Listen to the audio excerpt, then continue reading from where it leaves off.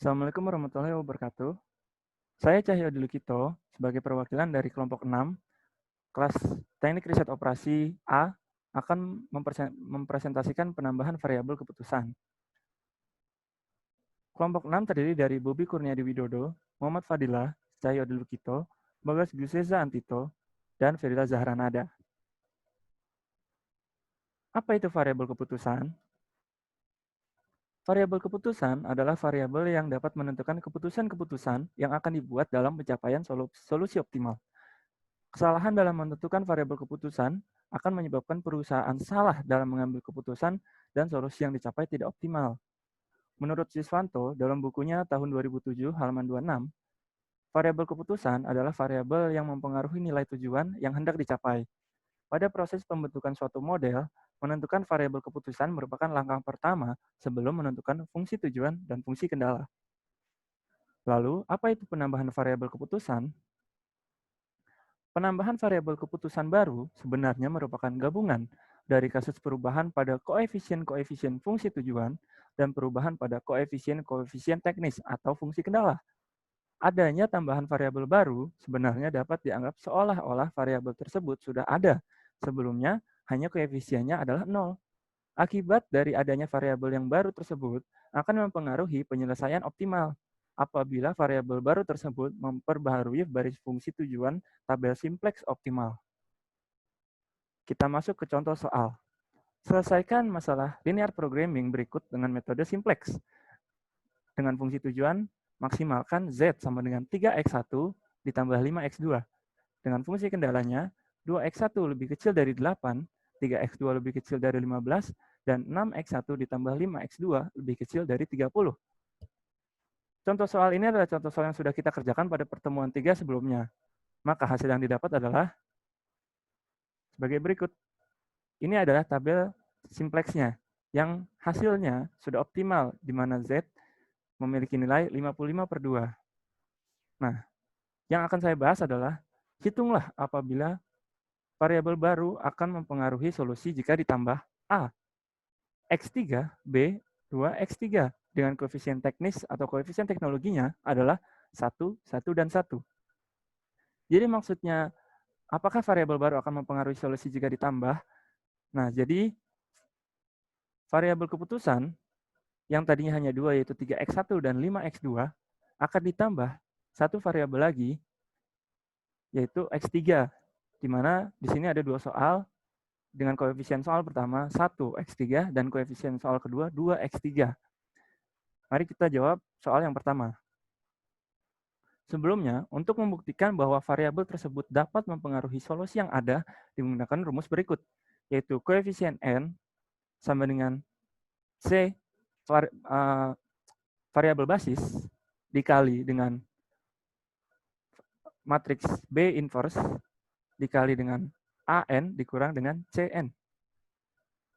Nanti akan saya jelaskan maksud dari variabel di atas. Jika hasilnya positif atau 0, maka variabel tersebut tidak mempengaruhi solusi yang ada, yaitu solusi tetap optimal. Jika hasilnya negatif, maka variabel tersebut mempengaruhi solusi yang ada, sehingga solusi tidak lagi optimal dan perlu dicari solusi baru. Kita masuk ke contoh soal yang pertama. Ini adalah tabel simplex dari soal yang tadi sebelum dikerjakan, atau sebelum masuk iterasi 1. Matriks B inverse adalah matriks dari variabel basis dengan kolom variabel basis, yaitu bisa kita lihat variabel basisnya adalah S1, X2, dan X1. Maka untuk mencari B inverse, kolom yang digunakan adalah kolom S1, X2, dan S1 yang sudah diarsir berwarna oranye. Didapatkan, matriks B inverse tersebut adalah 1, 5/9, min 1/3, 0, 1/3, 0, dan 0, min 5/18, 1/6. Koefisien variabel basis adalah koefisien dari masing-masing variabel basis yang ada, di mana variabel basis kita adalah S1, X2, dan X1, maka koefisiennya 0, 5, dan 3. Namun kenapa di tabel ini min 5? Karena fungsi tujuan akan ditransformasi terlebih dahulu sehingga nilai kanannya sama dengan 0. Jika dikembalikan, maka koefisien variabel basis akan menjadi 5 dan 3. AN yang tadi kita sebut adalah kolom koefisien teknologi atau koefisien teknis dari variabel baru, di mana kita telah disebut dalam soal koefisien teknisnya adalah 111. Maka di sini akan diisi juga 111. Dan koefisien variabel baru atau CN tadi adalah 1, karena soalnya akan ditambah variabel X3. Sesuai rumus yang tadi, CN sama dengan CBV dikali B inverse dikali AN dikurang CN, maka hasilnya akan sebagai berikut, yaitu matriks koefisien variabel basis dikali dengan matriks kolom variabel basis dikali dengan matriks koefisien teknis dari variabel baru dikurang koefisien dari variabel baru tersebut. Maka didapat hasilnya adalah 1/3, di mana jika nilai CN lebih besar dari 0 atau sama dengan 0, maka variabel baru tersebut tidak akan mempengaruhi solusi yang ada, sehingga solusi yang ada tetap optimal. Maka kita tidak perlu mengganti tabel simplex dan tidak perlu mencari solusi yang baru. Kita masuk ke soal kedua. Dengan matriks B inverse masih sama, koefisien variabel basis juga masih sama, koefisien teknis juga masih sama, 111. Yang berbeda hanya koefisien variabel baru, yaitu 2. Maka kita cari dengan rumus yang tadi. Hasilnya adalah min 2/3. Di mana jika hasilnya negatif, maka variabel baru ini mempengaruhi solusi yang ada, sehingga perlu dicari solusi yang baru. Bagaimana cara mencarinya?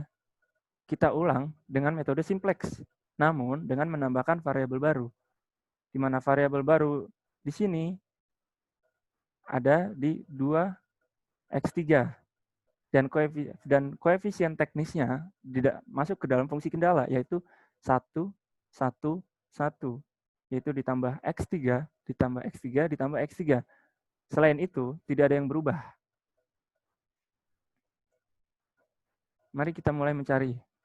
Untuk Z, nilai Z untuk X3 ditentukan dari hasil rumus tadi, CN sama dengan CBV dikali matriks B inverse dikali AN dikurang CN yang sudah dicari. Didapatkan hasil min 2/3. Sedangkan mencari nilai kolom yang masih kosong digunakan rumus matriks B inverse dikali dengan AN. Maka hasilnya sebagai berikut. Untuk kolom variabel baru X3 nanti akan masuk di dalam tabel. Namun, bagaimana cara kita mengisi nilai dalam kolom tersebut? Ini adalah rumusnya, yaitu matriks B inverse, yaitu matriks nilai kolom variabel basis di inverse lalu dikali dengan koefisien teknis yang sudah ada dari variabel baru, di mana koefisien teknisnya adalah 111. Didapatkan hasil sebagai berikut, 11/9, 1/3, dan min 1/9. Maka didapatkan tabel sebagai berikut. Ini adalah kolom untuk variabel baru, di mana kolom variabel baru ini ditambah setelah tabel simplex yang optimal terakhir. Jadi ini adalah tabel simplex yang sudah optimal di kasus yang lama, namun belum optimal di kasus yang baru. Maka kita akan mencari solusi optimalnya. Jika sudah didapatkan kolom baru untuk X3, maka langkah selanjutnya adalah mencari solusi baru dengan metode simplex seperti biasa. Nah, kita masuk ke iterasi di mana kolom pivot di X3 dan baris pivot ada di S1. Sehingga nanti S1 ini akan menjadi X3. Rasionya kita bisa lihat nilai positif terkecil ada di baris S1. Maka ini adalah hasilnya. Baris X3 memiliki nilai kanan 57/11, baris X2 memiliki nilai kanan 36/11, dan baris X1 memiliki nilai kanan 31/22. Sedangkan baris X, Z, memiliki nilai kanan 681/22. Setelah dikerjakan dengan metode simplex, maka solusi optimal yang didapatkan senilai 681/22. Apakah itu dapat dibuktikan dengan benar? Maka kita akan memasukkan nilai-nilai tersebut, di mana fungsi tujuan di awal adalah Z sama dengan 3x1 ditambah 5x2 ditambah 2x3. Maka kita masukkan nilai-nilainya 681/22 sama dengan 3 dikali 31/22 ditambah 5 dikali 36/11 ditambah 2 dikali 57/11. Maka hasilnya adalah benar, terbukti 681/22. Maka solusi optimal yang kita dapat adalah benar dan memenuhi syarat-syarat dari fungsi tujuan dan fungsi kendala. Ini soal latihan yang akan kalian kerjakan untuk kelompok lain. Soal ini didapat juga dari soal latihan dari pertemuan 3, namun ditambah penambahan variabel baru, yaitu X3 dan 60X2 dengan koefisien teknisnya adalah 111. Terima kasih telah mendengarkan presentasi saya. Mohon maaf atas kekurangannya. Saya, Cahyudul Kito, mewakili kelompok 6, mengucapkan terima kasih kembali. Wassalamualaikum warahmatullahi wabarakatuh.